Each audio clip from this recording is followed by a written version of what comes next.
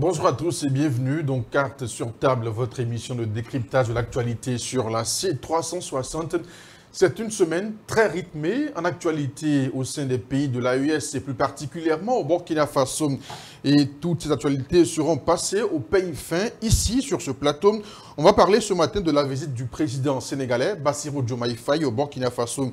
Au nombre des sujets débattus avec le président de la transition, le capitaine Ibrahim Traoré, le retour possible des pays de l'AES au sein de la CEDEAO, quelle lecture peut-on en faire? L'autre analyse portera sur cette déclaration de l'Alliance patriotique pour la renaissance nationale APRN qui veut user de tous les moyens et même par la force pour lui, selon lui, rétablir le Burkina Faso dans ses droits. Et puis enfin, on jettera un regard sur le rebondissement de la crise entre le Bénin et le Niger. Et sur ce plateau pour en parler, Maître Anjolin Poda, avocat au barreau de Ouagadougou. Maître Anjolin Poda, bonjour. Bonjour Monsieur Oslou, bonjour à tous ceux qui nous regardent. Merci d'être venu. Docteur Ido Kwama, sémiopolitologue. Docteur, bonjour. Bonjour Monsieur Oslou, bonjour à tous ceux qui nous suivent. Je rappelle que vous nous venez tous les samedis de Koudougou. Merci déjà pour ce geste. Amadou Tal, ingénieur en énergie et en télécommunication, membre de APP Bokindi, acteur politique. Donc, Amadou Tal, bonjour. Bonjour, M. Ouessou. Bonjour tous les spectateurs de CS360. Yacouba Ouedraogo, lui également acteur politique. Yacouba Ouedraogo, bonjour et bienvenue. Bonjour à la conscience 360 degrés. Donc, je le disais, à peine élu à la tête du Sénégal, le 2 avril, le 2 avril dernier, plus précisément, Bassirou Diomaye Faye a entamé une tournée dans les pays de l'Afrique de l'Ouest. Il a parcouru pratiquement tous les pays de l'Afrique de l'Ouest. Le jeudi dernier, le 30 mai, il était à Ouagadougou. La question d'un possible retour des pays de l'AES au sein de la CEDEAO a été abordée. On va suivre la déclaration du président sénégalais, Bassirou Diomaye Faye, et on revient juste après. Nous avons aussi abordé le sujet de la CEDEAO, comme je l'ai fait dans les pays que j'ai visités jusqu'ici.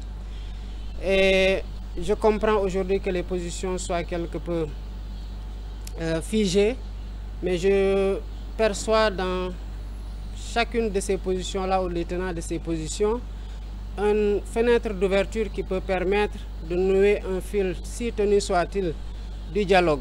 J'ai toujours l'habitude de dire, on le constate aujourd'hui au niveau de la CEDEAO, que les portes du dialogue sont certes fermées, mais qu'il ne faut pas non plus fermer les fenêtres et tirer les rideaux, qu'il faut laisser des espaces pour nous aider, nous disputer s'il le faut, mais vider ce qui est en nous, mais surtout pour permettre à des pays qui sont un peu plus éloignés sur le plan physique des théâtres d'opération liés à l'insécurité, de comprendre ce que les pays qui le vivent directement sur le terrain sont en train de vivre et d'avoir plus de compassion, de se sentir davantage concerné, parce que les fléaux, il y a toujours une zone de démarrage. Mais quand on voit aujourd'hui l'expansion, on sait qu'aucun pays n'est épargné, ni directement ni indirectement. Et c'est pour ça aussi que je profite de ces visites d'amitié et de travail qui sont particulièrement centrées sur la coopération bilatérale. Mais j'en profite pour adresser ces questions-là et dire ma disponibilité à continuer à travailler de part et d'autre pour qu'il y ait des plages de convergence qui nous permettent quand même de discuter de ce qui ne marche pas et de voir comment changer ce qui ne marche pas, parce que nous avons la responsabilité historique et l'héritage de nos pères fondateurs par rapport à cet ensemble-là, pour nous battre au sein de la CEDEAO et ensemble pour que la CEDEAO reste ce qu'elle n'aurait jamais dû cesser d'être, à savoir un organe d'intégration qui a été cité en exemple, que nous devons pérenniser, que nous devons renforcer et que nous devons protéger contre toutes les velléités qui vont dans le sens de détourner la CEDEAO de son objectif d'intégration africaine et de ce qui est sa nature, à savoir la CEDEAO des peuples, et qu'elle continue à être cela et qu'elle continue surtout à être un cadre où nous allons adresser ensemble les défis communs que j'ai cités tantôt. On vient donc de suivre la déclaration du président sénégalais Bassirou Diomaye Faye qui était le jeudi dernier à Ouagadougou. Donc sa déclaration en ce qui concerne une partie des échanges avec le président de la transition, le capitaine Ibrahim Traoré. Un tour de table rapidement pour les appréciations. On commence par vous, Amadou Tal. Okay. Merci pour la parole. Effectivement, nous avons suivi sa visite. Et, comme il a dit, c'est une visite d'amitié et de travail. Peut-être que ce que je peux retenir, c'est le besoin du retour des pays de l'AES à la CEDEAO. Mais ce que je souhaiterais commenter à ce niveau, c'est que il a dit que la CEDEAO a toujours été une organisation qui permet en tout cas la relation entre les différents pays. L'intégration entre les différents pays. Oui, c'est ce qu'il a dit. Mais je pense que la CEDEAO est venue plutôt formaliser ou bien harmoniser certaines relations bilatérales qui existaient déjà. Parce que les pays membres de la CEDEAO avant la CEDEAO, il y avait des relations bilatérales qui existaient. Et ce sont ces relations bilatérales-là qui ont été formalisées en relations multilatérales. Et c'est ce qui forme la CEDEAO aujourd'hui. Mais ce qu'on remarque, et ce qu'il ne faut pas oublier, c'est que aujourd'hui, par exemple, les pays de l'AES ont des difficultés à faire des transactions économiques envers les autres pays membres de la CEDEAO. Et nous, on ne peut pas répartir sans que ces relations se rétablissent. Parce qu'il ne faut pas qu'on conditionne les retours des pays membres de l'AES dans la CEDEAO avant de remettre en place les relations bilatérales qui existaient. Les relations bilatérales priment sur les relations multilatérales. Donc, je pense que le fait que lui-même s'est déplacé venir chez nous, c'est déjà un signe de relations bilatérales. Et le commerce entre le Sénégal, le Mali, le Burkina, le Niger, également le Bénin et les autres pays membres de la CEDEAO, ces relations bilatérales doivent être rétablies afin qu'on remette en place une autre organisation de relations multilatérales. Mais on ne peut pas dire qu'il faut revenir d'abord avant qu'on remette les relations multilatérales. Je pense que les relations bilatérales doivent exister avant. Donc c'est déjà un pas. Et je pense qu'on peut effectivement réfléchir, même si ce n'est pas la CEDEAO qu'il faut remettre en place, une autre forme d'organisation pourrait être mise en place, certainement, pour pouvoir réharmoniser les relations bilatérales qui pourront être mises en place selon le contexte de l'AES dans lequel nous sommes aujourd'hui, et également selon les autres pays membres de la CEDEAO, de sorte que ça puisse profiter à tout un chacun et que les situations que nous avons subies et qui a amené les pays de l'AES à quitter, que ces situations-là ne puissent plus revenir et que des bases solides puissent être mises en place afin d'éviter ce genre de situation. Docteur Idokama. Oui, bon, moi, deux préoccupations ici. La première, c'est de savoir est-ce que réellement, si le président sénégalais, Diomaye Faye, est venu faire le tour de ces pays, alors de l'AES, est-ce que ça sous-entend que ce sont nos responsables, nos présidents qui l'ont appelé de venir inviter les peuples de l'AES à rejoindre la CEDEAO, ou est-ce qu'il est venu de lui-même comme un envoyé de la CEDEAO pour venir faire ses propositions? Sinon, il a dit au Mali qu'il n'a été mandaté par personne. Oui, il a été appelé par personne. Ça, c'est ce qu'il a dit. C'est son objectif. Ça, c'est ce qu'il a dit. Voilà, de maintenant, réconcilier. Si ce n'est pas que, si nos dirigeants n'ont pas appelé expressément Diomaye Faye de venir faire passer ce message, les gens, est-ce qu'ils ont envie de répartir la CEDEAO, mais il faut passer par ces machins-là? C'est ce que je ne comprends pas. Si ce n'est pas ça, c'est que moi je suis étonné désagréablement du comportement du président malien. Et ça, moi je dis, du président sénégalais Diomaye Faye, parce que je me pose la question, est-ce que réellement il était venu pour une visite d'amitié, comme il a dit, que c'est pour remercier ceux qui l'ont soutenu, ils sont venus participer à son investiture. Si c'est le cas, c'est que c'est deux missions qui ne devaient pas mélanger.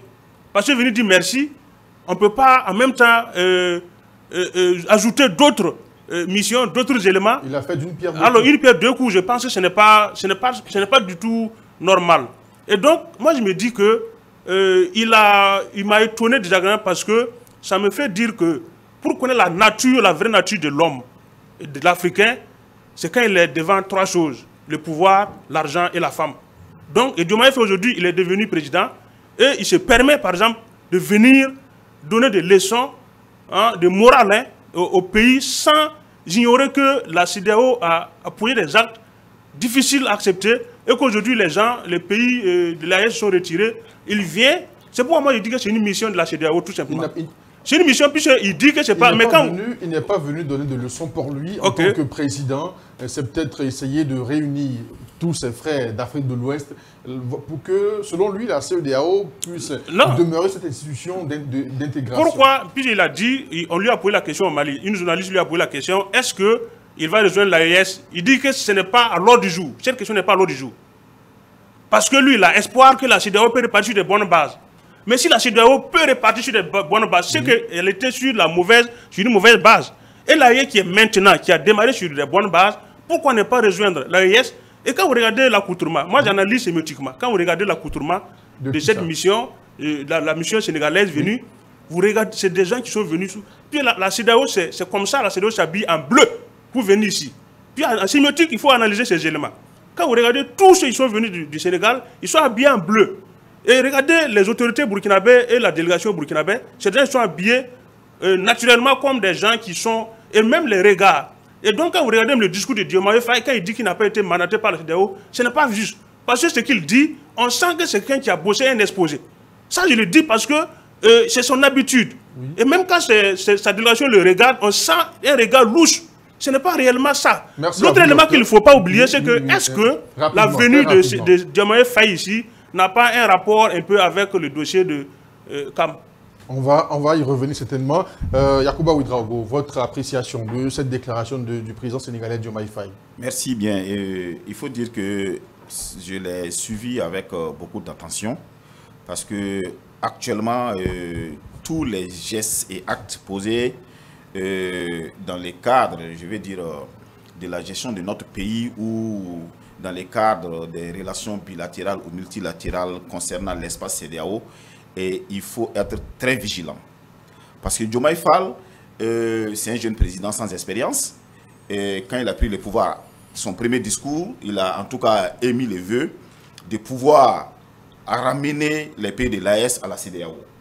Et quand je vous regarde et j'analyse sa manière, la manière dont il est arrivé au pouvoir, et du coup, sa première sortie quand il était à Abidjan, ses premières sorties quand il était à Abidjan, quand je me réfère de son discours qu'il a donné à Abidjan, et je vois, j'analyse ce qu'il a dit au Burkina Faso. Il était à Abidjan, il était au Nigeria, il était au Ghana, tout ça. Et même le président nigérian lui a demandé de tout faire pour réintégrer les pays de l'AES. C'est ce qui fait les contrastes ici. Parce que si sa démarche était sincère et qu'il trouvait réellement que les pays de l'AES sont des difficultés, ce sont des frères. Le Sénégal a toujours été un pays frère au Burkina et au Mali. Il devrait d'abord, pour moi, commencer ses sorties d'abord à venir visiter les frères qui sont en problème, qui sont dans les problèmes. Prendre leurs préoccupations, les analyser avant d'aller faire les tours des vieux dinosaures de la CEDEAO pour les faire le point. Et puis maintenant, il allait avoir une vision claire.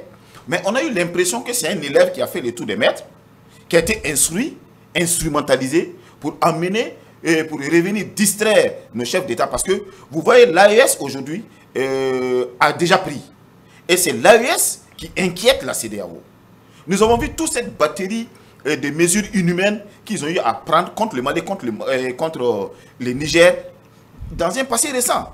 Et les gars, comme on appelle, il y a certains chefs d'État qui étaient réellement survoltés, qui voulaient aller au bombardement, qui voulaient aller à l'attaque directe militaire. Et aujourd'hui, d'un cran, cette tension a baissé. Et quand tu suis les discours, ils sont devenus comme, j'allais dire, des hommes modérés, comme des prêtres. Et je demande à nos chefs d'État, rapidement, de l'espace AES, ils n'ont qu'à être très vigilants. Le peuple les a fait confiance et le peuple est mobilisé parce que leur dynamique, leur vision est une vision futuriste. Merci. Et aujourd'hui, s'ils font un rétropédalage pour y repartir dans cette communauté CEDEAO, je pense qu'ils vont perdre entièrement la confiance de leur peuple. Maître Anjoulin Poda. Oui, bon, vous savez, le président Diomaye Faye n'est rien d'autre que Ousmane Sonko. Et Ousmane Sonko, avant d'accéder donc au pouvoir, ils avaient donc un discours qui ressemblait, pour moi, qui ressemblait beaucoup plus au discours donc des pays de l'AES, c'est-à-dire un discours souverainiste. Et dans ça, déjà même, il y avait des critiques sur la CEDEAO. et ensuite sur le franc CFA, et également sur la présence militaire française au Sénégal. Donc après l'élection, ce que moi je voyais, c'est qu'il allait avoir une approche, en tout cas avec les pays donc, de l'AES, pas pour intégrer l'AES, mais en tout cas pour former en tout cas quelque chose qui ne sera plus la CEDEAO. Et je pense que le président Dioma Faye l'a dit. Et là où moi, son discours ne m'inquiète pas, c'est parce que, bon, de toute façon, il est en terrain qu'il ne maîtrise pas. Quand il est arrivé, il a dit que la CEDEAO avait été donc dessinée pour être une CEDEAO des peuples. Il a reconnu que la CEDEAO a failli. Il a reconnu même que les pays qui ont quitté, ils avaient donc leurs raisons. Il a dit ça. Il a dit qu'ils ont compris, ils ont écouté les pays qui ont quitté, ils avaient leurs raisons. Et maintenant, il dit que la porte est fermée et qu'il y a une fenêtre qui est ouverte. Il ne faut pas fermer la fenêtre et tirer les rideaux. Et il a écouté les préoccupations. Ça, il a dit, hein, il dit qu'il a écouté les préoccupations. Il dit qu'il a écouté les préoccupations. Et pour lui, il comprend un peu les positions de chacun. C'est de ça que je parle. Il comprend les positions de chacun. Si chacun comprend la position de l'autre, ça veut dire qu'il y a un avenir. Il y a un avenir à pouvoir s'asseoir parce que nos pays ne peuvent pas vivre cloisonnés. Et maintenant, pour créer une nouvelle... Tout le monde critiquait la CEDEAO. Hein, tout le monde critiquait la CEDEAO. Tout le monde disait que la CEDEAO était un syndicat des présidents où on modifiait les constitutions. La CEDEAO ne disait rien. Les présidents partaient valider donc des choses qui n'étaient même pas, qui étaient contre les peuples. Et en ce moment, les trois pays ont eu le courage de quitter. Chez nous, on dit souvent que c'est le chiot qui crie là, qui aide les autres qui ont faim.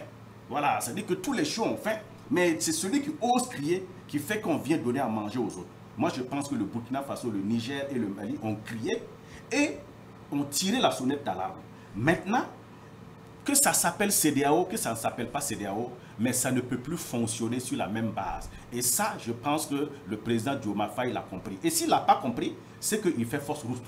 Et aujourd'hui, si on doit s'asseoir, quand vous prenez l'Union européenne ne s'est pas levée comme ça et puis dit que comme tous les pays qui sont en Europe là, on est obligé donc d'être dans une union. Ils ont fixé des bases et chacun rentre. Et même pour pouvoir rentrer, on t'impose des choses jusqu'à ce que tu te débarrasses de ces choses-là et tu viens. Ils sont en 27 aujourd'hui, mais l'Europe compte plus que 27 pays. Que 27. Pourquoi la nouvelle... qui sont rentrés, qui sont sortis aussi. Tout à fait. Pourquoi la nouvelle structure qui va se mettre en place, en tout cas moi je suis sûr qu'une nouvelle structure va se mettre en place. L'AES, le Mali, le Burkina et le Niger sont allés ensemble parce qu'ils ont un problème commun. Ils ont un problème commun et c'est ce que peut-être on ne veut pas le dire. Le problème de la CEDEAO et qui a fait que les trois pays souverainistes ont quitté, c'est parce qu'ils estiment que les décisions qui sont prises au niveau de la CEDEAO viennent d'ailleurs. Et ils ont dit qu'ils ne veulent pas se faire dicter donc, des décisions qu'eux-mêmes ils ne prennent pas. Alors, Bassirou Diomaye Faye, dans sa déclaration, a dit qu'il comprend toutes les positions. Il a dit également, malgré cela, les positions laissent quand même des fenêtres de dialogue. Qu'est-ce qu'on doit comprendre par là? Elle a dit qu'on peut envisager un possible retour des pays de l'AES au sein de la CEDEAO, Maître Anjoulin Poudar. Pas un possible retour au sein de la CEDEAO actuelle qu'on connaît, mais au sein en tout cas d'une structure réformée. Moi j'ai espoir que si le Sénégal est sincère et si le Sénégal applique le programme que Sonko avait et il a été élu sur ce programme, s'ils sont sincères, il y a donc, ça sera plus seulement une CEDEAO, mais ça sera une union même monétaire. Parce que quand vous avez écouté le Ousmane Sonko, il a dit que le Sénégal veut quitter le franc CFA. Mais maintenant qu'ils ne vont pas le quitter comme ça, ils veulent que ça soit dans un cadre concerté. Pourquoi pas la structure que moi j'appelle donc de tous mes voeux donc à se mettre en place ne va pas être une structure qui va englober tout ça. C'est-à-dire c'est une structure politique, oui, pas seulement économique, politique, économique et monétaire. Donc c'est une nouvelle structure qui est en train d'être envisagée. En tout cas pour moi, en tout cas, ce que moi je vois venir, c'est une nouvelle structure qui est en train d'être envisagée. Et une structure débarrassée de toute présence occidentale. Yacouba Ouedraogo, j'ai posé la question à Maître Anjoulin Poudar. On peut envisager un possible retour des pays membres de l'AES au sein de la CEDEAO au regard de ce que le président sénégalais a dit?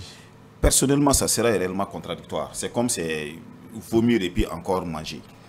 Parce qu'on ne peut pas rejeter quelque chose en bloc hier et faire des résultats. Mobiliser tout un peuple derrière et puis répartir encore dans cette même organisation. Comme le maître l'a dit, on peut penser à une nouvelle organisation bien étudiée, bien élaborée, qui prendra en compte l'aspiration profonde de nos peuples. Et moi, honnêtement, ça m'inquiète. Et je me pose la question. Parce que vous voyez, la CEDEAO, tout comme l'Union africaine, sont des instruments que l'impérialisme utilise contre le peuple africain. C'est-à-dire, ils mettent là des chefs d'État qui sont totalement à leur solde. Et quand il y a quelque chose qui ne passe pas bien dans l'espace, ce sont ces chefs d'État-là qu'on met sur le cheval pour essayer d'inculquer ou de forcer un passage pour eux, leurs propres intérêts. Aujourd'hui, il y a une nouvelle génération souverainiste qui est là, une nouvelle génération qui n'est plus prête à accepter les dictats. Et c'est ça qui a amené la création de l'AES. Et si vous voyez les conditions dans lesquelles l'AES a été créée, ça veut dire que ces trois pays-là étaient aux abois, ces trois pays-là étaient en souffrance, et les autres pays, frères à côté, continuaient à les asphyxier. Maintenant qu'ils sont en train de prendre leur envol, et ces pays de la CEDEAO, qui se disaient très forts hier, sont en position de faiblesse aujourd'hui, veulent les revenir avec une autre forme. Et c'est là où il y a le piège. Et tout le monde sait que, en matière de, comment on appelle, lutte panafricaniste, on ne peut pas compter sur le Sénégal 100%. Ça, c'est vous qui le dites, hein? Non, c'est des, comment on appelle, ce sont les faits. Parce que si vous, il y a déjà un contraste, un déphasage entre le discours avant élection et le discours après élection. Si vous suivez un peu la démarche de Diomaye Faye, c'est parce qu'il vient d'arriver, il est neutre. Son prédécesseur était très impliqué, comme on appelle, dans ses prises de position. Macky Sall. Mais comme lui, il est neutre, il vient d'arriver, c'est un bon cheval pour l'impérialisme, pour la CEDEAO, de manipuler. Les vieux dinosaures, vous m'excusez le terme, les vieux dinosaures comme le président ivoirien ou comme le président, et je vais dire, non, c'est des dinosaures politiques. Bon, le mot n'est pas péjoratif. Okay. Je vais dire, c'est des politiciens, des anciens. Voilà, des anciens politiques, d'hommes politiques, qui ont beaucoup de tours dans leur sac. Donc, ils peuvent l'utiliser. Lui, on l'utilise dans une, comment on appelle, dans un comportement d'ignorant. Il va vouloir faire quelque chose. Pourtant, la finalité là, il l'ignore. Et nous, nos chefs d'État doivent être prudents. Nos chefs d'État doivent être très regardants. Parce qu'ils ont un peuple qui est en détresse. Ils ont un peuple qui a en réelle lutte contre deux choses. D'abord, la lutte contre l'insécurité et la lutte pour la souveraineté. Et s'ils basculent à la CEDEAO, ils vont perdre leur âme. Amadou Tall, vous pensez également qu'on peut envisager un possible retour des pays de l'AES, le Burkina Faso, le Mali et le Niger au sein de la CEDEAO au regard de ce que Bassirou Diomaye Faye a dit? Parce que pour lui, il y a quand même des fenêtres de possibilités. Bon, et je pense que il y a les éléments que mes prédécesseurs ont ressortis qui, notamment ce que Bassirou Diomaye Faye a dit, qu'il comprend les positions des deux. Je pense qu'on ne peut pas comprendre la position de la CEDEAO. Non. Parce que imposer des sanctions inhumaines à des pays membres, personne ne peut comprendre cela. Vouloir aller attaquer un pays membre pour rétablir un président qui était vomi par le peuple, personne ne peut comprendre ça. Et s'il bon, sauf si il défend la CEDEAO. S'il défend la CEDEAO, là, il peut comprendre. Mais ces peuples de l'AES ne peuvent pas accepter qu'ils comprennent cela. Et vouloir qu'on revienne dans la CEDEAO. Déjà, repartir dans la CEDEAO, comme on l'a dit ici, c'est inopportun pour nous. Il faut, c'est-à-dire l'organisation, remettre en place une organisation. Les peuples organisés doivent toujours exister. Voilà pourquoi les trois pays qui ont quitté la CEDEAO ont créé l'AES.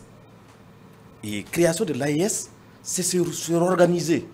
Et quand on s'organise, on arrive toujours à... Parce que la volonté finale, c'est l'Union africaine. Les États-Unis d'Afrique, c'est ça les besoins finaux pour donner la force à notre continent. Et il faut que cette organisation États-Unis d'Afrique qui va arriver puisse donner la force à l'Afrique de sorte que désormais, elle puisse s'exprimer industriellement, elle puisse s'exprimer politiquement, elle puisse s'exprimer économiquement, et ainsi de suite. Mais vouloir qu'on revienne dans la CEDEAO, sachant que la CEDEAO est contrôlée par ceux qui ne veulent pas qu'on s'industrialise. On a vu, il y a les 30 dernières années, sous le CNR, quand on regarde les industries que le Burkina avait, tout a disparu. Les industries de production de transformation de coton, les industries de transformation... Vous voulez dire que c'est la CEDEAO qui a occasionné cela? C'est possible que ce soit la CEDEAO parce que le modèle économique qui a été mis en place a entraîné certaines clauses, notamment les SCAD, notamment, comment dirais-je, les passes qui ont été mises en place, qui recommandent des trucs qui sont contradictoires avec l'industrialisation de nos pays. Et du coup, revenir dans cette CEDEAO avec les mêmes clauses... Pour l'instant, ce n'est pas possible. Ce n'est pas possible. Docteur Ido Kouama, au regard de ce que les uns et les autres ont dit, est-ce que pour vous, le président sénégalais Bassirou Diomaye Faye prend un gros risque en acceptant? D'abord, personne ne l'a envoyé, il a dit dans son discours, et en plus, dans une CEDEAO qu'il ne maîtrise pas encore, puisque c'est un tout nouveau président, il n'avait pas encore 2 mois à la tête du Sénégal. Est-ce que c'est un gros risque qu'il prend, selon vous? Moi, je pense qu'il a été envoyé. Sinon, il ne peut pas se lever comme ça, venir porter un chapeau de la CEDEAO, une CEDEAO que tout le monde connaît. Et il est un jeune président. Est-ce que Bassirou Diomaye Faye peut venir donner une leçon à Ibrahim Traoré qui a assumé les fonctions de président depuis longtemps? Est-ce qu'il peut donner des leçons à Assimi Goïta? Est-ce qu'il peut donner des leçons à Tiani? Non, il a été envoyé. Et on ne peut rien attendre de cette tournée-là. C'est une tournée propagandiste, il n'y a rien. C'est la CEDEAO qui a envoyé une équipe, parce qu'il est nouveau, il est jeune, et il parle de fenêtres là. Les fenêtres sont plus dangereuses que les portes. On peut passer par la fenêtre pour détruire une maison. On passe par Diomaye Faye qui va venir. Est-ce qu'il peut venir dire aujourd'hui que l'AES n'est pas une bonne organisation, il faut remettre en place une autre? Comment un seul président qui vient de prendre le pouvoir, même il n'y a pas plus de 2 mois, il peut venir donner des leçons à 3 pays qui ont souffert sous les sanctions de la CEDEAO, ont décidé de prendre les souverainetés. C'est une lutte pour la souveraineté de l'Afrique et aussi pour effectivement lutter contre le terrorisme. Et quand moi j'ai fait des analyses, il faut éviter de laisser ce genre de personnes-là venir tenir des discours comme ça. Parce que même s'il vient même pour collaborer, si ce n'est pas pour rentrer dans l'AES, ce n'est pas la peine de le laisser rentrer. Parce qu'il va saboter les projets. S'il décide de rentrer, même de collaborer, et qu'il faut créer encore... Regardez les efforts qui ont été déjà faits dans l'AES. S'il faut revenir, transformer ça, changer de texte pour créer encore une autre organisation, c'est une infiltration. Et donc la question de la monnaie, peut-être qu'il y a en cours là. S'il s'infiltre, c'est qu'on va toujours continuer d'utiliser le CFA. Alors qu'il y a des préparations qui sont en cours pour changer la monnaie. Et si le Sénégal est prêt à ce qu'on change la monnaie? Pourtant, vous savez que Diomaye Faye, après son élection, il allait en France, il allait rencontrer Macron. Est-ce que réellement, quelqu'un qui est... Le Premier ministre Ousmane Sonko a dit qu'il faut changer le franc CFA. Non, mais est-ce que c'est qu'il l'a dit? Puisqu'il l'a dit ici, c'est pourquoi je voulais répondre à Maître. Il dit qu'il ne désespère pas que la CEDEAO reparte sur de nouvelles bases. C'est-à-dire qu'il n'est pas prêt à quitter la CEDEAO. Et il invite de façon implicite les 3 pays qui sont sortis là de revenir parce que la CEDEAO peut repartir sur de nouvelles bases. Donc ce n'est pas quelqu'un qui est prêt à quitter la CEDEAO. Il veut venir travailler avec vous. Monétairement, vous ne pouvez pas travailler, vous ne pouvez pas changer de monnaie parce qu'ils sont dans la CEDEAO. Donc c'est un pion, un maillon que la CEDEAO, Macron utilise pour infiltrer l'AES, pour casser l'AES. Donc, il y a aussi les projets de sécurité ou bien les unités qu'on va mettre en place qui vont lutter sérieusement, seront encore infiltrés. Donc moi je pense qu'on ne peut rien attendre de cette balade-là. Il ne faut pas laisser ce genre de mission-là venir. Il faut comprendre ce qu'il vient faire. Si vous venez distraire le peuple comme ça, ce n'est pas intéressant. On a trop lutté, on attend beaucoup de l'AES, on ne peut pas venir saboter ça comme ça, dire de repartir à la CEDEAO, ça sera ridicule, ça sera vraiment un jeu. Le peuple ne va plus faire confiance à ce président. Pensez-vous également que le président Diomaye Faye risque beaucoup, surtout en s'essayant sur un terrain qu'il ne maîtrise pas totalement? Non, vous savez, il y a là on dit souvent que voilà, ça veut dire que c'est en se voyant là, on a pu créer une nouvelle chose et on a détruit l'ancien. Pour moi, ce qu'il a fait, on ne peut pas présager déjà de l'échec. On ne peut pas dire que... Et puis si vous voyez, c'est le seul qui est neutre et qui est nouveau. Tous les autres présidents qui sont là, c'est eux qui se sont réunis et qui ont décidé d'attaquer le Niger.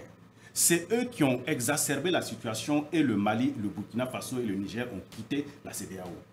Maintenant, avec donc cette prise de dialogue, mais pour moi, il faut discuter. La discussion, on ne peut pas... et puis nous sommes en Afrique. On ne peut pas dire qu'on ne va pas dialoguer avec son voisin. Nous avons besoin du Sénégal comme le Sénégal a besoin de nous. Surtout le Mali. Maintenant, est-ce que de la discussion, mais les trois pays auront leurs conditions. Et je suis certain qu'ils ne retourneront pas qu'à si c'est une CEDEAO qui aura donc la même caricature. Ils retourneront si les choses ont changé et peut-être même la dénomination a changé. Donc pour moi, c'est une bonne chose déjà que le président Diomaye Faye donc, entame le dialogue. Il est venu personnellement. Maintenant, peut-être des équipes techniques vont travailler. Et à la fin, si ça arrange les trois pays, il se dit, bon, comme ça nous arrange, nous allons aller, non pas, vous avez vu que l'AES, là, c'est l'alliance des États du Sahel. Donc, il n'y a pas une histoire fondée seulement sur l'économie. Donc, pour moi, nous devons travailler à aller vers... Mais dans les tests, oui. les tests vont progressivement évoluer vers l'économie, vers la sécurité et tout le reste. Mais c'est beaucoup plus politique. Et c'est une organisation politique. Et encore sécuritaire. Oui, je sais, mais c'est la politique qui va engager la sécurité, la monnaie et tout ce qui vient. Évidemment. Et toutes ces questions-là sont en train d'être donc, si vous voulez, moi, mon avis, en réflexion. Moi, je suis pour la disparition de la CEDEAO et la création d'une union politique qui va englober des États qui ont des valeurs communes et des valeurs donc, de souveraineté. Il faut d'abord qu'on pense à la souveraineté, donc de non-dépendance. Et c'est ce que l'AES a voulu faire. Donc, maintenant, donc selon vous, oui, la CEDEAO ne va plus exister, ainsi que l'AES pour une autre fusion. L'AES, si vous voulez, l'AES peut rester, hein, parce que vous savez, il y avait le Conseil de l'Entente, après on a créé d'autres organisations, le Conseil de l'Entente est resté. Voilà, ces organisations qui ont été créées, surtout sur la sécurité, ils sont en train de s'organiser sur le plan sécuritaire. Là où moi, je tire mon chapeau à l'AES, c'est parce qu'au moins les trois pays ont compris et ils font la lutte commune. C'est que la CEDEAO devait faire. C'est-à-dire que la CEDEAO, un pays est attaqué, tous les pays devaient se mobiliser pour aller débarrasser ce pays-là de ceux qui les ont attaqués. Ce qui fait que finalement notre CEDEAO est demeurée une CEDEAO vraiment qui n'a... En fait, et c'est quand les États ont commencé à crier, qui se sont levés, venir dire que non, il y a un financement pour le Burkina Faso et le Mali pour lutter contre le terrorisme. Oui. Pendant que les autres étaient en train de vouloir quitter. C'est en ce moment que la CEDEAO se réveille. Rapidement. Voilà, je vais réagir. Il parle de l'AES. L'AES est plus politique qu'économique. Là, non. Sécurité, oui, parce qu'il faut qu'on soit clair. L'AES, là, c'est sécuritaire. On ne parle pas de sécurité sans parler de politique. On ne peut pas aussi parler de sécurité sans parler d'économie. Moi, je pense que l'Alliance, là, l'AES, là, est beaucoup plus sur les trois éléments, même culturels et social. Il faut que, historiquement, ces pays-là sont liés. Donc, on ne peut pas dire que c'est politique seulement. Et ce que la CEDEAO a fait, ce n'est pas économique aussi. Aller attaquer, dire qu'on va attaquer un pays, frère, ce n'est pas économique, c'est politique. Il faut reconnaître que la CEDEAO, aujourd'hui, ne peut pas changer des comportements. Ce n'est pas l'effort de Diomaye Faye qui pourra faire changer ces vieux, et j'allais dire, lions qui sont dans la CEDEAO et qui sont totalement acquises pour l'impérialisme. L'objectif, c'est d'amener nos États dans la CEDEAO et les affaiblir pour pouvoir atteindre nos leaders et tuer l'espoir de tout un peuple. Ce n'est pas plus que ça. Ça dit, les Djoula, il a dit quelque chose de tel. Les Djoula disent, ça veut dire tout simplement, si tu n'es pas proche de quelqu'un, tu ne peux pas l'attaquer. Aujourd'hui, qu'est-ce qui a amené...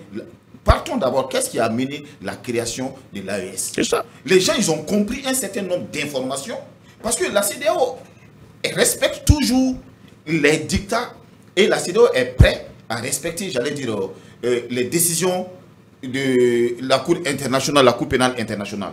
Vous avez vu comment on a valsé les Wabo là à la Cour pénale? Et c'est les mêmes dispositifs. Au fait, ils sont en train de travailler intelligemment. Les Ibrahim, je pense qu'ils sont au-delà. Rapidement. Ils ont une vision très avancés sur leur âge. Nous leur demandons de rester sur cette dynamique. Parce qu'il faut rester droit dans ses bottes. Vous voyez qu'il va coûte que coûte. Sinon, demain risque d'être sombre pour nos peuples. Si ces différents États, chefs d'État, rapidement tombent tout de suite, nous allons retomber dans la dépendance et dans l'esclavage, c'est-à-dire plus grave qu'hier. Merci à vous. Amadou Tall, rapidement sur le sujet, on termine. Est-ce que pour vous également, le président sénégalais risque gros en s'essayant sur un terrain qu'il ne maîtrise pas? C'est un tout nouveau président, il n'a pas encore 2 mois à la tête de son pays, mais tout de suite qui veut réconcilier, recoller les morceaux autour de lui. Bon, et à l'entame peut-être de sa visite, c'est vrai que si on le prend effectivement dans le sens du missionnaire de la CEDEAO, c'est un gros risque qu'il commet. Mais venir rendre visite à des pays frères, pays amis, je pense que en le voyant sous cet angle, c'est une bonne chose. Mais être un porte-parole de la CEDEAO, de toutes les façons, il a effectivement échangé avec nos chefs d'État, et qui sont également visionnaires. C'est difficile de les tromper. Du coup, je pense que c'est vrai, il risque, si en se portant comme un porte-parole de la CEDEAO, mais je suis certain que nos chefs d'État prendront les mesures qui sied. Donc ils doivent faire très attention. Ils doivent faire vraiment très attention d'être un porte-parole de la CEDEAO parce qu'il est nouveau et son peuple l'a élu par sa volonté souverainiste du Sénégal et de l'Afrique tout entière. Du coup, qu'il aille toujours dans ce qu'il a promis au peuple qu'il a élu. Je ne dis pas qu'il n'y va pas, mais qu'il se rappelle de ce qu'il a promis à son peuple, et notamment la voie souverainiste. Et les pays de l'AES sont également dans la voie souverainiste. Du coup, il ne doit pas être le porte-parole de la CEDEAO pour venir distraire les pays de l'AES. L'Alliance patriotique pour la renaissance nationale, APRN, dans un manifeste le 26 mai dernier, est signé par le président de son directoire, le commandant en chef Sambal Koli Sangaré, dit vouloir user de tous ses moyens et même par la force pour libérer le Burkina Faso. Parce que selon l'organisation, le MPSR2 se cache derrière la crise sécuritaire pour massacrer les populations. Chaque membre sur ce plateau a eu quand même le temps de lire un peu le manifeste. Alors, on va commencer par vous, Dr Ido Kwama. Vous avez certainement lu le manifeste. Votre appréciation sur cette déclaration de l'APRN? Oui, je vois que ça ne m'étonne pas parce que ce n'est pas la première déclaration, ce n'est pas la première fois que nous voyons des associations de ce genre-là. Maintenant, quand moi je lis, j'ai fait une analyse sémiotique, il y a des éléments des isotopies, c'est-à-dire des ressemblances, des éléments qui équivalent aux éléments qu'on a constatés dans d'autres déclarations un peu sœurs qui ressemblent à ça. Parmi ces éléments, vous voyez le mot massacre intercommunautaire depuis le MPSR2. Vous voyez aussi génocide contre les Peuls. Le mot Peul est toujours répété dans certaines déclarations. Junte criminelle, on traite le MPSR de junte criminelle. On a vu ça dans d'autres déclarations. Massacre des civils, vous vous rappelez de la déclaration de Human Rights Watch. Donc, vous continuez, vous voyez, ce sont des éléments, ils parlent de la CEDEAO, qu'ils vont recourir aux textes, hein, aux organisations internationales, continentales et sous-régionales, telles que la CEDEAO. Donc, quand on fait, on a aussi le terme sursaut patriotique qui est dans la bouche d'un leader qu'on connaît tout, qui n'est pas forcément au pays, mais on sait que ces éléments-là, ce sont des mots qui sont utilisés beaucoup par cet individu-là. Et donc, on fait un rapprochement, on se dit que ce sont les mêmes acteurs, ce sont les mêmes qui travaillent dans l'ombre pour déstabiliser le pays, pour déstabiliser le MPSR2, le pouvoir du capitaine Ibrahim Traoré. Cette fois-ci, c'est un commandant en chef. Non, c'est un commandant en chef, mais en réalité, c'est de la poudre aux yeux. Il est où? C'est pas quelqu'un qui est au Burkina. Ils ont dit que la déclaration a été faite à Ouagadougou le 26 mai 2024. C'est faux. Est-ce que quelqu'un peut rester dans ce pays-là, faire sortir cette déclaration? On ne va pas l'épingler.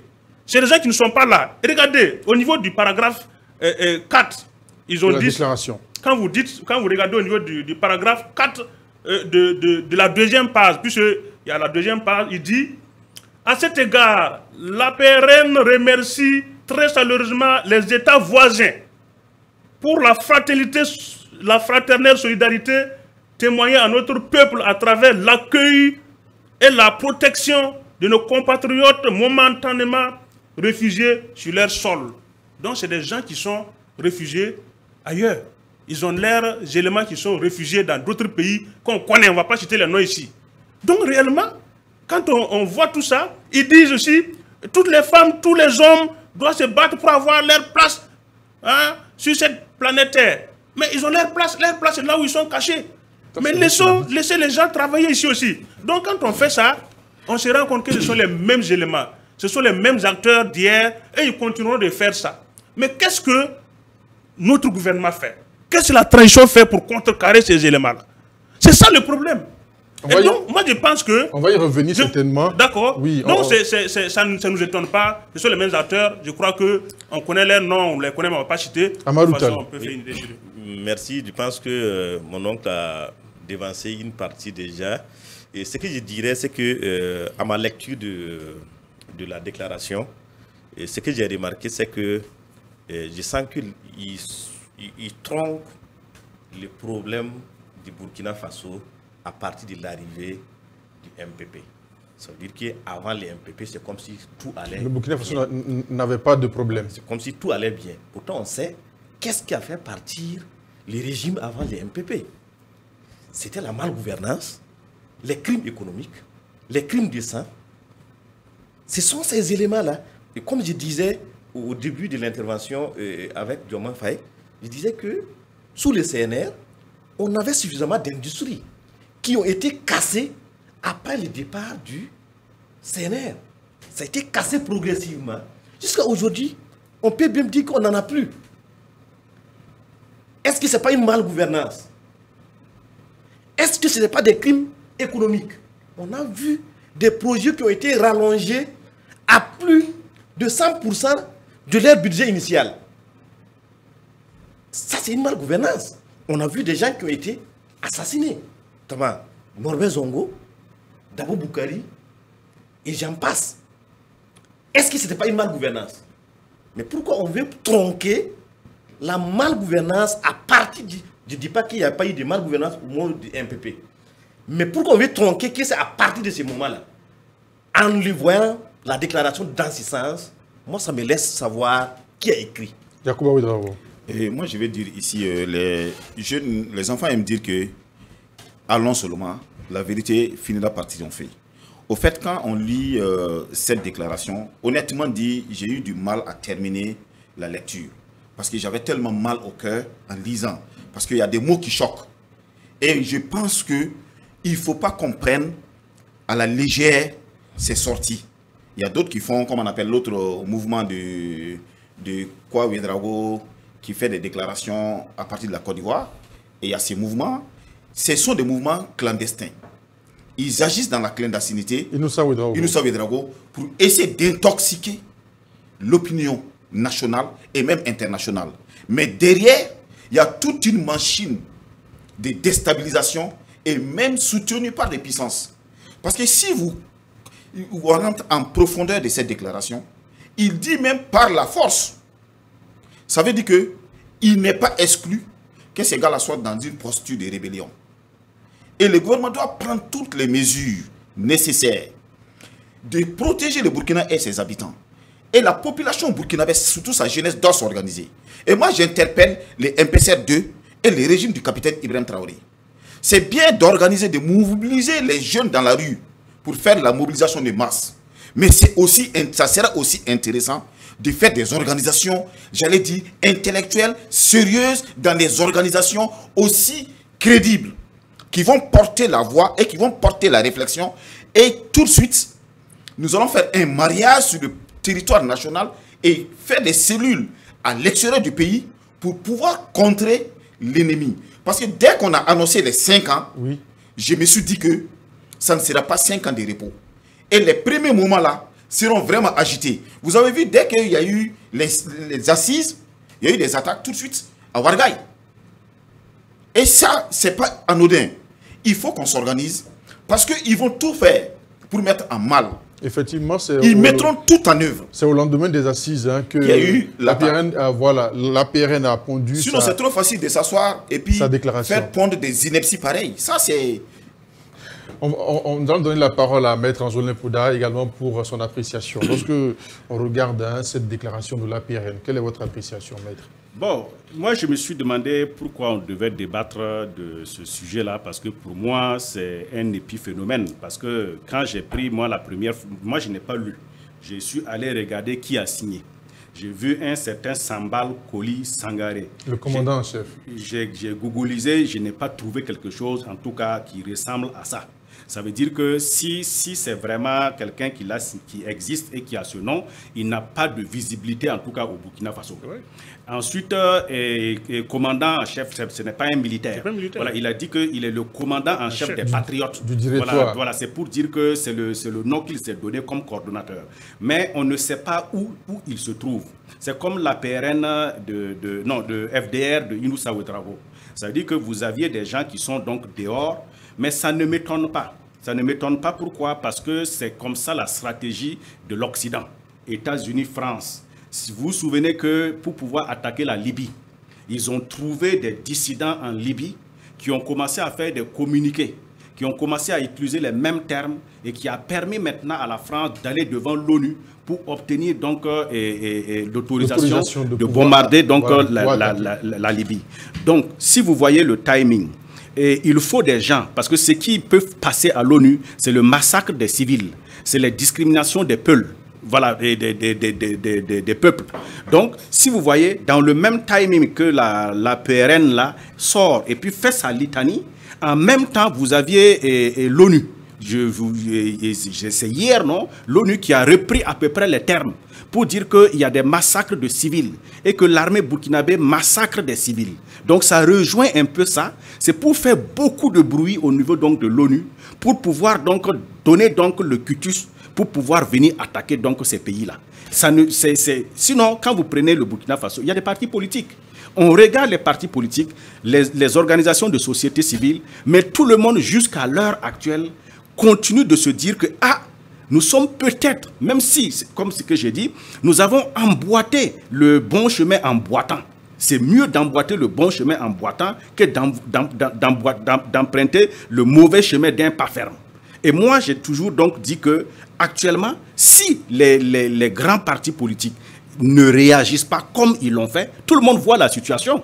Eux, ils ont dépeint leur situation avec un objectif donné.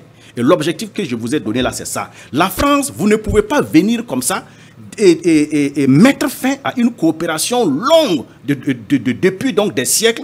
Et la France va s'asseoir, vous regardez. La France veut revenir et la France va utiliser des Burkinabés pour pouvoir donc revenir. Donc c'est pour ça que la vigilance doit rester donc ferme, parce que depuis que vous voulez donc être indépendant, vous voulez être souverainiste, vous ne voulez plus prendre les ordres de l'autre côté. Vous ne voulez plus qu'ils vous imposent leur président, mais vous voulez qu'eux ils fassent quoi? Alors parlant d'organisation, Maître Anzolin Pouda, est-ce que de notre côté, c'est pas mieux aussi de veiller sur les OSC, les organisations de la société civile qui pondent des déclarations par-ci par-là? Vous avez parlé du mouvement de Inoussa Ouedraogo, que ce soit à l'intérieur ou à l'extérieur du parti. Le gouvernement ne doit-il pas aussi prendre ces différents aspects-là au sérieux? Tout à fait, il doit prendre au sérieux. Et puis c'est qu'ils ont fait, ils ont ouvert donc un nid d'abeilles et dont personne n'osait faire.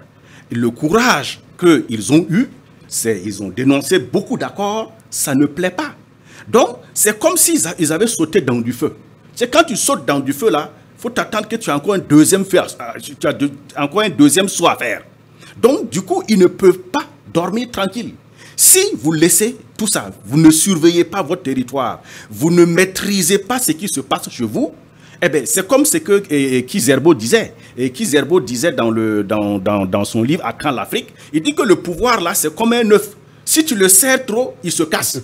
Si tu ne le tiens pas bien aussi, il peut glisser entre tes mains aussi et puis tomber. Donc, il faut bien tenir donc le pouvoir et ne pas trop le serrer. Et c'est dans ça que vous allez réaliser les objectifs. Mais les objectifs que vous êtes assignés là, ça ne plaît pas à vos anciens patrons. Vos anciens patrons là ont des collaborateurs. Ces collaborateurs, ce sont certains pays voisins. Et si vous regardez, au Burkina, on a d'abord dit que et on avait donc, voilà, et puis c'était dit hein, sur RFI, que le Burkina Faso a recruté des Mossi VDP pour attaquer des peuples terroristes. Ça a été dit, mais les Burkinabés, nous sommes des peuples, nous vivons vraiment en symbiose. Donc, ça n'a pas eu l'effet. Entre-temps, ils sont revenus encore dire que c'est l'islam qu'on est en train, donc, on est en train de massacrer, c'est la religion. La religion, ça n'a pas pris. Maintenant, ils sont revenus donc avec la question Peul, pour venir dire que non, on est en train de tuer des Peuls sciemment. Ça aussi, ça n'a pas pris et ça ne va pas prendre parce que les Burkinabés n'ont pas de problème avec les Peuls. Les Burkinabés ont des problèmes avec des terroristes et leurs complices. Si leurs complices sont Peuls, si ces terroristes sont Peuls, le Burkinabé a un problème avec eux. Si le terroriste est Mossi, Bouaba, quoi, on a des problèmes avec eux. Mais pas vraiment spécifiquement. Avec une ethnie déterminée. Quand vous prenez par exemple le sud-ouest là-bas, là, mais les Peuls là, c'est eux qui gardent toujours les bœufs des gens là-bas, ils sont en symbiose. Dès que tu as un bœuf, tu donnes, ils gardent. Et après, quand il y a un truc là, vous partagez. Ils font toujours ça là-bas.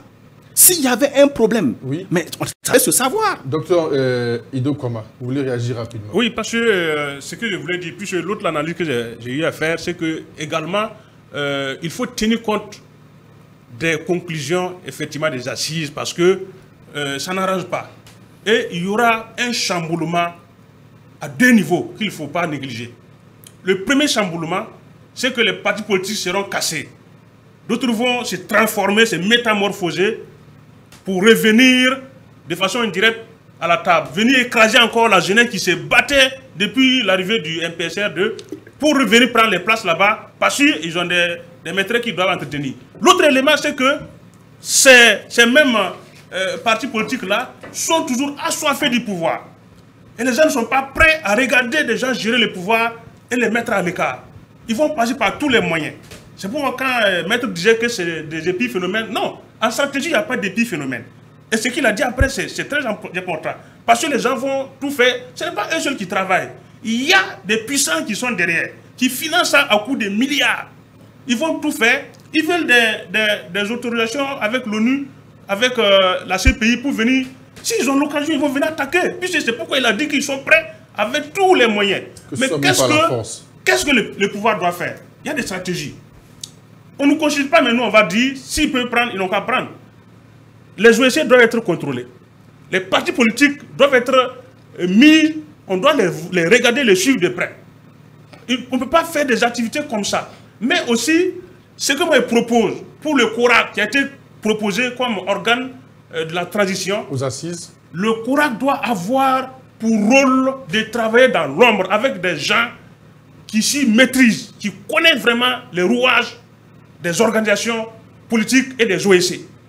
On peut même demander au pouvoir de créer aussi, de fabriquer ou bien d'inventer des organisations de ces gens-là pour voir, c'est sciemment fait.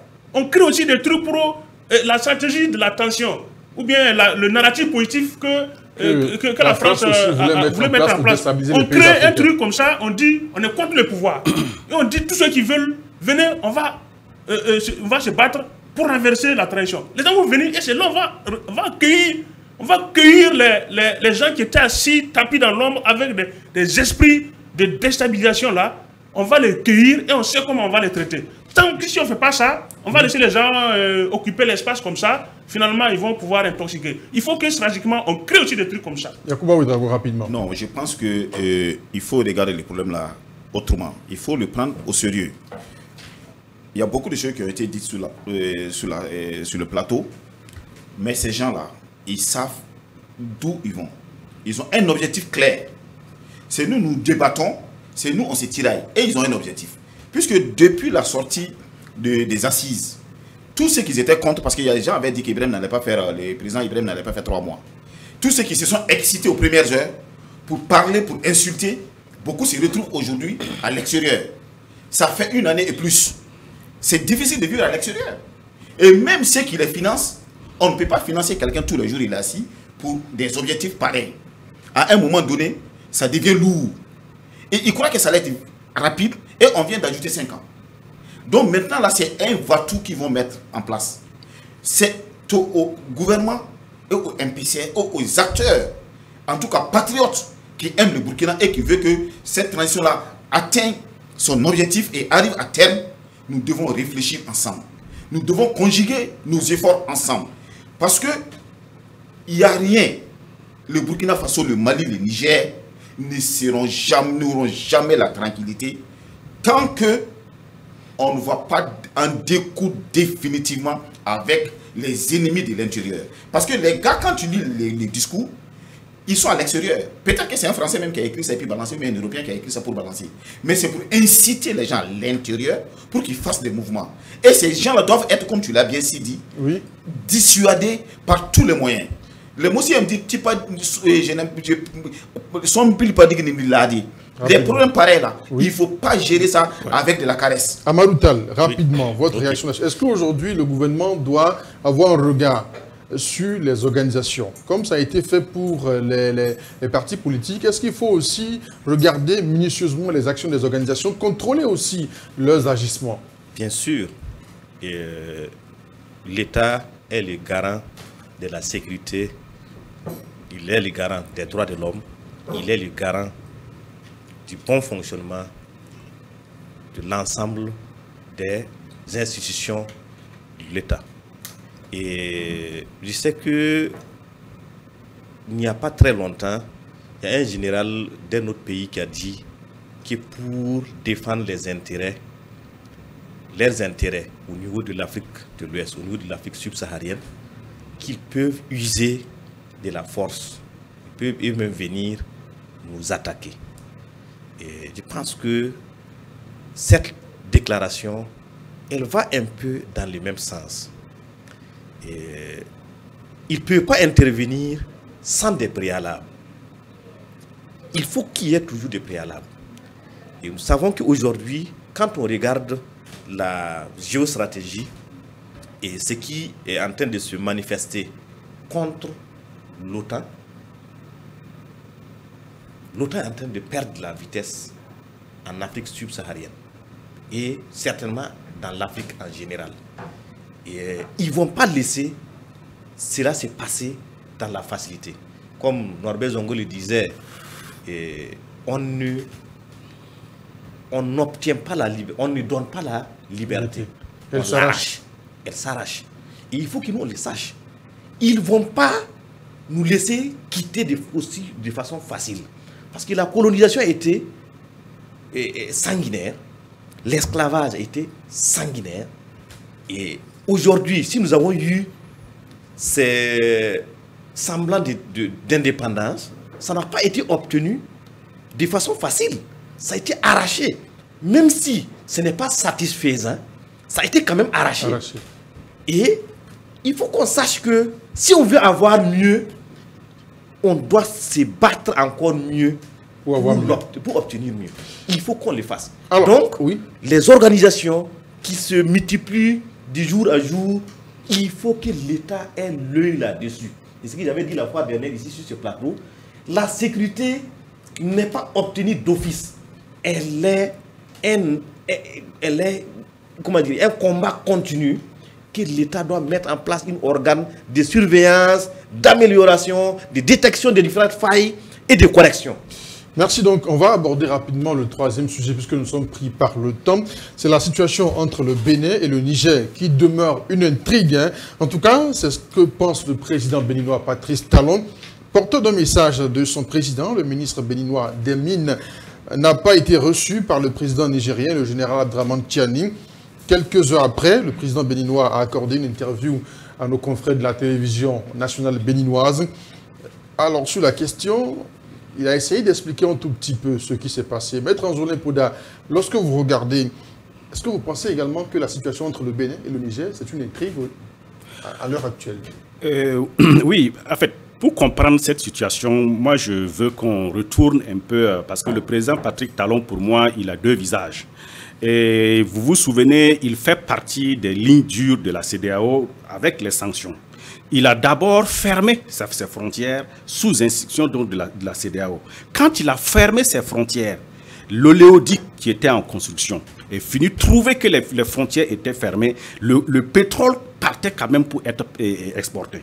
Maintenant, il se réveille. Entre-temps, voilà, la CEDEAO a dit d'ouvrir les frontières. Il ouvre. Le Niger dit que moi, pour des raisons de sécurité, je garde fermé. Maintenant, il trouve d'autres solutions et d'autres choses. D'abord, il avait dit à la télé que nous avons dit aux Chinois qu'il ne peut pas avoir de bateau dans nos eaux pour charger des produits nigériens, alors que le Niger a interdit tout échange avec le Bénin en fermant ses frontières. Avant-hier, il dit autre chose. Il dit que comme les frontières sont fermées du côté qu'il y a des formalités douanières qui ne peuvent pas se faire. Moi, je dis c'est un faux problème. C'est un faux problème, pourquoi? Et là encore, moi j'accuse, nous les Africains. Faites une parallèle, vous regardez. Est-ce que vous savez qu'il y a un oléoduc qui quitte la Russie, qui traverse l'Ukraine, et que l'Ukraine distribue le gaz russe à partir de cet oléoduc à la Slovaquie et puis à la Hongrie. Jusqu'à là, l'oléoduc traverse toujours. Le gaz russe quitte toujours la Russie, va dans le pays ennemi là. Et le pays ennemi distribue. Malgré la guerre. Et il distribue, et ce n'est pas n'importe quelle société. C'est la société d'État ukrainienne qui s'appelle Naftogaz. C'est Naftogaz qui distribue, alors que les frontières sont fermées. Nous les Africains. Et la France qui soutient la guerre en Ukraine, les déchets nucléaires français sont toujours transportés en Russie pour être traités. La Russie continue de distribuer le gaz aux pays et de l'Union européenne. J'ai regardé les statistiques. La France a reçu en 2023, la France et l'Espagne, 80% du gaz russe. Ils étaient en guerre. Maintenant, nous levons sous ordre. Moi, je sais que c'est sous ordre que le président Talon a agi. Et je vais plus loin. L'accord qui a été signé entre le Niger et le Bénin, le 23 janvier 2019, pour que l'oléoduc là puisse passer et aller distribuer, dit à son article 3 que le Bénin s'engage à prendre toutes mesures de nature à faciliter le transit et il doit s'abstenir à prendre unilatéralement et dans tous les cas, sans l'accord préalable de la République du Niger, des mesures de nature à restreindre ou entraver le transit du gaz à ses mains. L'accord existe. Donc, sur la base de cet accord, Talon ne doit rien faire sur l'oléoduc, malgré la fermeture des frontières. Donc, pour moi, ce qui se passe ici est de la faute du président Patrick Talon. Il ne peut pas accuser le Niger sur ce point-là. Et si des accords existent, c'est la même chose que dans la distribution de l'électricité. Vous ne pouvez pas vous lever parce que vous voulez sanctionner un pays, vous coupez l'électricité, alors que vous avez un accord sur ça. Mais je vais terminer. Le président béninois a dit qu'il a ouvert les frontières, donc le Niger également doit en ouvrir. Oui, mais le Niger a justifié la fermeture de ses frontières. Et je ne sais pas, c'est eux qui ont donc la maîtrise de leur sécurité. Ils ont dit qu'il y a des bases françaises au Bénin. Eux, ils disent qu'ils maintiennent les frontières fermées par sécurité. Mais la Côte d'Ivoire l'a fait. Quand la CEDEAO avait dit à tout le monde d'ouvrir les frontières après Covid-19... La CEDEAO a fermé sa frontière au Burkina. Tout à fait. La Côte d'Ivoire a fermé sa frontière au Burkina. Et les problèmes d'insécurité, c'était lié à tout ça. Ils ont fermé et puis en temps, ils ont ouvert. Maintenant, pour moi, la discussion devait se fonder sur ça parce que le Bénin a des ristournes fiscales. Il y a une fiscalité qui est imposée sur le pétrole qui passe. Et j'ai regardé les chiffres et l'oléoduc là a créé, ou en tout cas va créer, 3000 emplois de part et d'autre. Donc, quand on prend des mesures, on doit regarder comment ça va peser sur sa population. Ce que Talon est en train de faire, c'est exactement la même chose que la CEDEAO a fait. C'est-à-dire qu'en voulant sanctionner des dirigeants, vous sanctionnez le peuple. Et puis vous vous sanctionnez vous-même. Docteur Ido Kouama, on a vu le président Patrice Talon envoyer son ministre des Mines au Niger, d'abord pour une rencontre, mais il lui a remis une note à remettre main à main au président Abdraman Tchani. Il s'est fait que le ministre n'a pas été reçu par le président nigérien, il est revenu. Comment est-ce que cela pourrait s'expliquer? Un ministre qui va et il est porteur de messages, mais le président nigérien ne le rencontre pas. Non, je crois que le président nigérien, il a raison. Parce que le ministre des Mines, Adambi, n'était pas venu pour ça. Et en Afrique, pour un problème sérieux, on ne commissionne pas. On commissionne quand ce n'est pas sérieux. Mais quand on voit dans certains pays, lorsqu'un ministre effectue des visites dans des pays frères, il y a son homologue quand même qui l'amène voir le président en signe de salutation. Si c'est signalé, en réalité, on doit savoir est-ce que Talon même, s'il est sérieux, devait communiquer avec Tiani. Est-ce qu'il a communiqué avec Tiani? Tiani n'a pas que ça à faire. Il a le destin du peuple nigérien à assurer. Et il a aussi des questions quotidiennes à gérer. Il ne peut pas se lever et venir pour une mission dont tout le monde connaît. Et tu viens avec une lettre pour donner. Et même la lettre là, je crois qu'il faut faire attention. Parce que Talon, je le dis, c'est quelqu'un qui est mauvais, foncièrement. Ah. Non, ça je le dis et j'assume. Et donc il faut faire attention. C'est un président. Ok. On va permettre aussi non, mais c'est pourquoi on a dit, vous voyez ce que la CEDEAO est en train de faire, c'est toujours des machins pour attirer les gens et bien fouetter. C'est pourquoi on a tout dit. On va le respecter. Et donc, parce que par exemple, quoi, qu'est-ce qu'il dit? Quand tu envoies quelqu'un pour remettre une lettre, tu n'as même pas informé, c'est un président, c'est pas un vulgaire type. Il faut quand même lui dire qu'il y a une commission qui doit venir, s'il est d'accord. Et s'il prend, il ouvre que c'est un poison. Parce qu'aujourd'hui, on sait comment on empoisonne les gens. Il ouvre, il aspire le gars et c'est fini. Donc il faut faire attention. Parce qu'aujourd'hui, Maître l'a dit, la France n'est pas prête à perdre l'Afrique. Et tous ceux qui sont en train de combattre la France aujourd'hui, pour leur souveraineté, il faut tout faire pour les éliminer par tous les moyens. Et donc il est dans son droit de refuser. Mais en réalité, si ce n'était pas Kesso même qui est louche, il peut aussi donner la lettre à quelqu'un pour remettre au président. Pourquoi il dit que le ministre Adambi doit remettre la lettre là à main propre? Puisque c'est le porte-parole, c'est le chef de la délégation qui est parti au Niger pour cette rencontre avec son homologue des mines du Niger. Oui, c'est entre eux. Et donc si c'était sérieux, moi je crois que Talon devait lui-même trouver. Si c'est vraiment pour rétablir les liens, pour demander des excuses et puis reprendre de très belles avec le Niger, lui il peut trouver un temps pour venir. Maintenant, en tant qu'analyste consultant en gestion de crise, c'est au Niger d'étudier si réellement c'est franc. Parce qu'on a vu un Talon qui était assis sur un canapé coincé au coin du canapé, c'est blanc. En tout cas, tous les éléments qui se présentent montrent que c'est quelqu'un qui regrette certains actes. Mais en stratégie, il faut faire attention. Il peut faire semblant de regretter, mais arrêter, c'est pour bien taper. Vous pensez qu'il regrette? Je pense que c'est les éléments qu'on a regardé. Le canapé est blanc, oui. Il est habillé en veste et puis porter un blanc en bas. Oui. Non, c'est des éléments sémiotiques. Maintenant, il faut faire attention pour ne pas se faire piéger. Ça au Niger d'étudier si réellement le Bénin veut rétablir les liens, que la base française qui est installée dans les frontières... Le Bénin dit qu'il n'y a pas de base. Le Bénin a ok, mais le Niger aussi dit. En réalité, c'est ça le problème. Si le Niger dit, c'est que le Niger aussi a des preuves. Ce n'est pas des gamins qui parlent. Et donc, je dis, réellement, si Talon veut montrer carte blanche, il va venir au Niger en avion, en culotte, pour se balader, chercher Tiani pour débattre avec lui. Yacouba Ouedraogo, est-ce que vous pensez que le président béninois, Patrice Talon, il regrette aujourd'hui les actions quand on suit un peu... C'est vrai, le jeudi dernier, il a fait une déclaration, il a donné une interview à la presse. Lorsqu'on regarde, est-ce qu'on a l'impression de quelqu'un qui regrette tout ce qui s'est passé? Au fait, quand on observe, les jeux commencent à être intéressants. Parce que celui qui se prenait fort hier commence à perdre les plumes. Parce que vous avez l'interdépendance des États. Et les choses ne sont pas faites au hasard. Nous ne pouvons pas être plus forts que Dieu. C'est Dieu qui a mis ces pays-là frontaliers côte à côte. Et c'est le même peuple. Si vous venez sous l'instruction d'un maître, et vous voulez agir politiquement pour faire plaisir à quelqu'un, sans tenir compte de l'intérêt supérieur de votre nation, naturellement, les retombées seront négatifs. Aujourd'hui, c'est ce qui se passe entre le Niger et le Bénin. Parce qu'au départ, ils croyaient que s'ils fermaient les frontières, on envoie les troupes, et c'était possible d'envoyer les troupes, on envoie les sanctions, ces pays-là vont sombrer.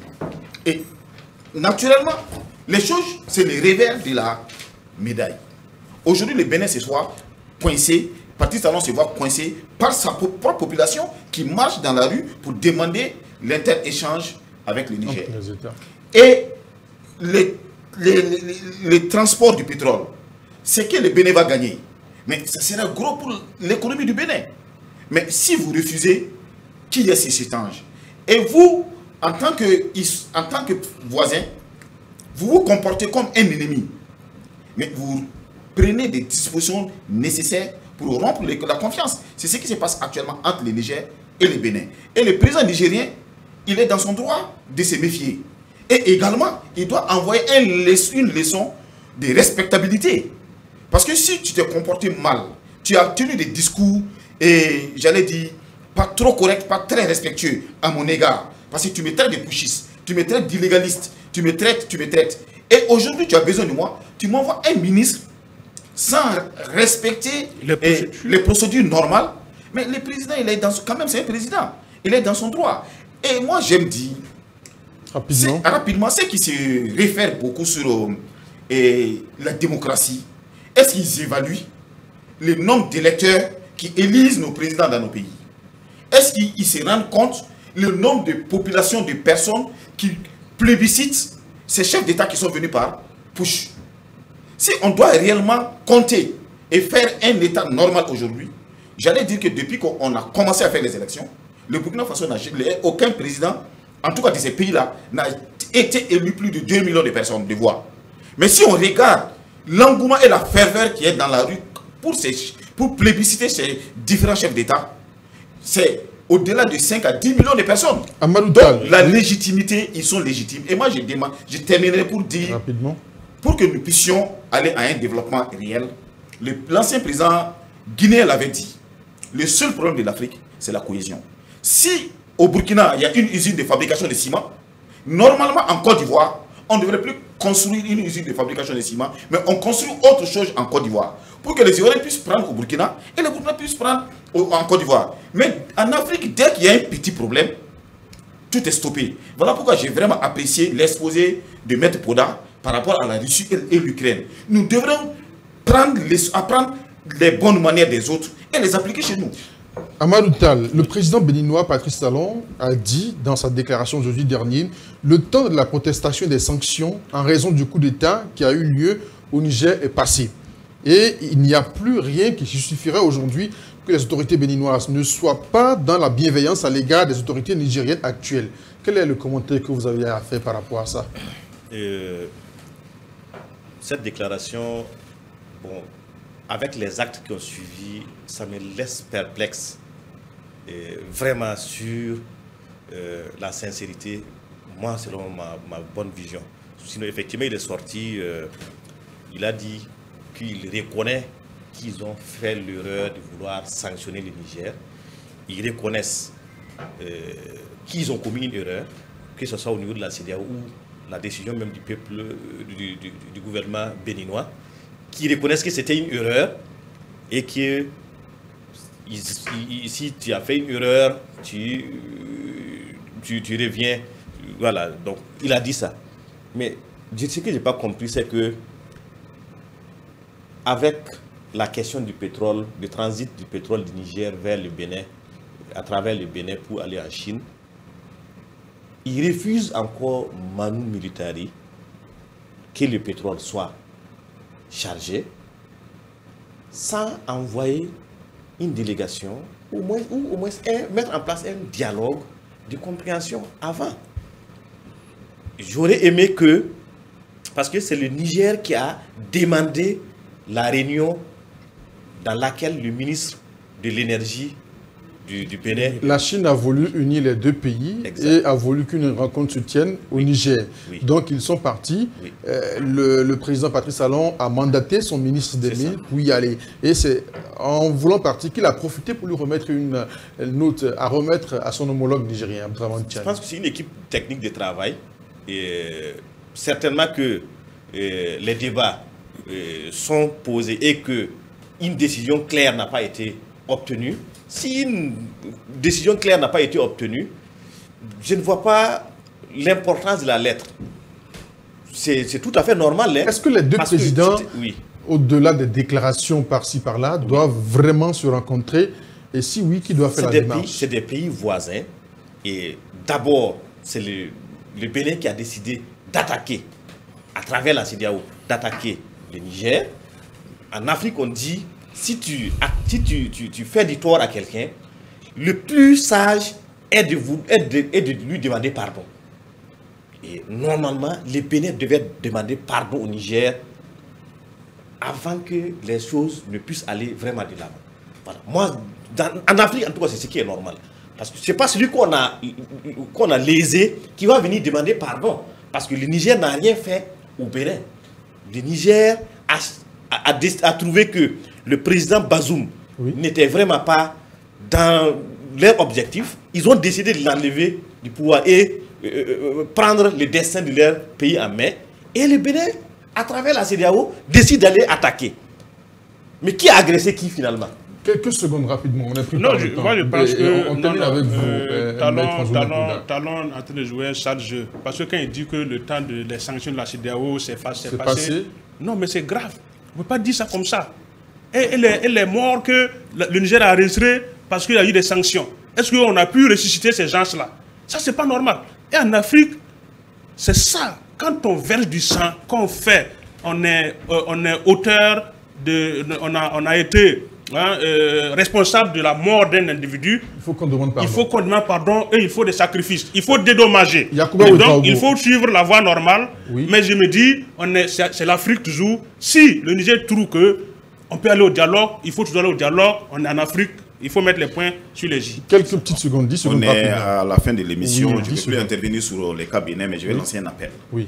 Avec tout ce que nous voyons comme évolution à nos frontières et à l'extérieur, les mouvements de gauche à droite, j'aimerais interpeller cette jeunesse de Burkina Faso. 10 secondes rapidement, de se démarquer de toute manipulation. Parce que nous avons vu, en 2014, il y a des jeunes qui sont toujours couchés à Goumé. Est-ce qu'il y a un politicien qui passe pour voir les parents? Il faut se démarquer de cette manipulation. Vous ne serez que les perdants, les grands perdants dans cette affaire de manipulation. Restons républicains, soutenons notre nation, soutenons la transition pour le devenir du Burkina Faso. Merci à vous, Maître Anjoulin Poda. Voilà, donc sur le cas du Bénin, là, parce que ce qu'il faut voir, c'est la question qu'on se pose, on se dit oui, le Niger aussi a peut-être tort parce que le Niger ferme sa frontière et tout. Mais souvenez-nous que le Bénin faisait partie donc de la base arrière où les troupes devaient donc quitter également pour aller attaquer le Niger. Donc il y a un adage qui dit que la gourde qui a contenu du piment, là, ça peut encore faire éternuer.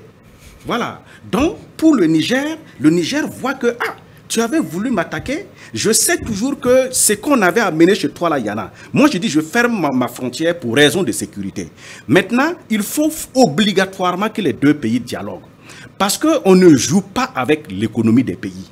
Vous aviez vu que, moi j'ai toujours dit, les deux présidents doivent forcément dialoguer. Parce que regardez, les peuples là, les frontières qu'on a fait là, c'est artificiel. Souvent, c'est les mêmes peuples. Et c'est toujours le riche qui a besoin du pauvre pour être riche. Aujourd'hui, c'est le Bénin qui a besoin du Niger, parce que le Niger est enclavé. Le Togo a vu ça. Vous avez vu que le Togo n'a pas respecté les sanctions de la CEDEAO. Il en a profité. Il en a profité. Et en représailles, quand le Bénin a dit qu'il ouvrait ses frontières, la chambre de commerce, là ce n'est même pas le président, la chambre de commerce nigérienne a dit continuez à aller au Niger, parce que, non, au Togo, parce que ceux-là nous ont compris, ils nous ont aidés. Nous, c'est que ceux-là nous ont fait là. Mais on ne se lève pas comme ça, c'est comme ce que le président Traoré avait dit. On ne se lève pas comme ça, on dit, nous on a ouvert, on ferme. On ouvre, on ferme. Tant que vous n'avez pas croisé quelqu'un qui va vous remettre à votre place, vous allez continuer à utiliser donc ces leviers-là pour sanctionner les autres. Donc pour moi, les deux pays doivent aller donc vers le dialogue parce que les ressources nigériennes... Au-delà de toutes les caméras. Oui, je suis d'accord au-delà de toutes les caméras parce que les ressources qui vont sortir du Niger, le Bénin n'en a pas, le Bénin va en profiter. Je vous ai dit, c'est 3000 emplois que ça va créer. Merci à vous, Maître Anjoulin Poda, avocat au barreau de Ouagadougou. Merci d'être venu. Docteur Ido Kouama, c'est mieux politologue. Merci à vous également. Amadou Tal, ingénieur en énergie et en télécommunication, membre du parti APP Burkindi. Merci. Yacouba Ouedraogo, acteur politique. Merci également à vous d'être venu. Chers téléspectateurs, c'est la fin de cette émission 4 sur table numéro de ce samedi. Merci de nous avoir suivis. On se retrouve samedi prochain pour un autre numéro. Portez-vous bien.